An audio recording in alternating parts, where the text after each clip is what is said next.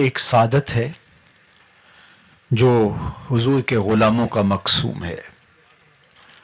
جن لوگوں نے اس مقدس سعادت کو کاروبار بنا لیا اور پیٹ کا دھندا بنا کر کے نعت کے تقدس کو پامال کرتے رہے، ان کے جانے کے بعد دنیا ان کا نام بھی فراموش کر دیتی ہے،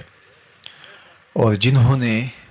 نعت کو حضور کی بارگاہ میں با ادب حاضری کا ذریعہ قرار دیا اور عشق رسول کے پھیلاؤ کا اس کو ایک ٹول بنایا، پھر زمانہ ان کے جنازوں کو بھی رشک کی نظر سے دیکھتا ہے۔ بہت سال نوجوان تھا، آج ان کو مرحوم کہتے ہوئے کلیجہ منہ کو آتا ہے، لیکن یہ ایک اٹل حقیقت ہے کہ جو یہاں آیا ہے اس نے بہرحال پلٹ کے واپس جانا ہے۔ اس دنیا پر کسی کا مستقل قیام نہیں ہے، زندگی کی سانسیں لمحہ لمحہ ٹوٹ رہی ہیں اور میں اور آپ تیزی کے ساتھ موت کی طرف بڑھ رہے ہیں۔ یہاں کسی نے بیٹھ نہیں رہنا،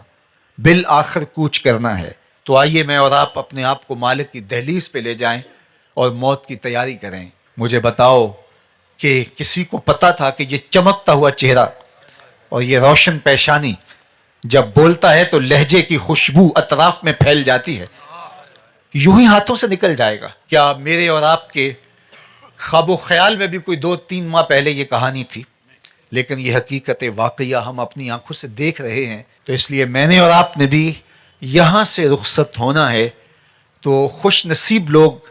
اور عبرت حاصل کرنے والے لوگ اپنی آخرت کی تیاری کرتے ہیں، ورنہ وہ لوگوں کی وفات پر چند لمحوں کے تعزیتی کلمات کہنے کے بعد اپنی غفلت شیار زندگی کا حصہ بن جاتے ہیں، اور پھر موت جب انہیں اچانک دبوچتی ہے تو پھر وہ کہتے ہیں کاش کہ ہم فلاں کے مرنے سے عبرت حاصل کر لی ہوتی، لیکن اس وقت پھر وقت ہاتھ سے نکل چکا ہوتا ہے۔ ہمارے مرحوم بھائی کی اچانک وفات ہمیں یہی درس سے عبرت دیتی ہے۔ اور میں آپ کو دوسری بات یہ کہنا چاہوں گا کہ آپ کی عقیدت ان کے نام سے اور ان کے صرف میزار سے اور ان کی قبر سے نہیں ہونی چاہیے، بلکہ آپ کی عقیدت ان کے مشن سے، ان کے فکر سے، جو جامعۃ المصطفیٰ کی صورت اور شکل کے اندر دے کر کے گئے ہیں۔ آپ کی محبت کا عملی ثبوت اس ادارے کو آپ نے اپنا ادارہ سمجھنا ہے۔ میں مر کے بھی زندہ ہوں اہل وفا کی محفل میں، میری محفل میں یا میرا مزار نہ پوچھ۔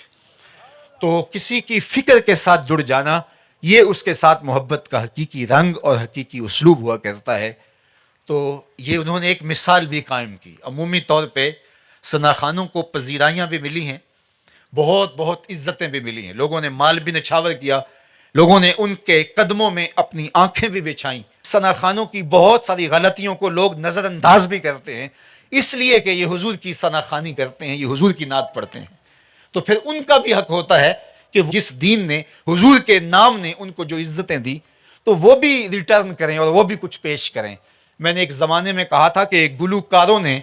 اور کرکٹرز نے اپنی اس شہرت سے فائدے حاصل کر کے بڑے عالی نصب ہاسپٹل اور بہت کچھ جو ہے وہ فلاحی کام کھڑے کر دیے۔ کاش کہ یہ ثنا خاں مل کر کے ایک حسان بن ثابت یونیورسٹی ہی بنا دیں،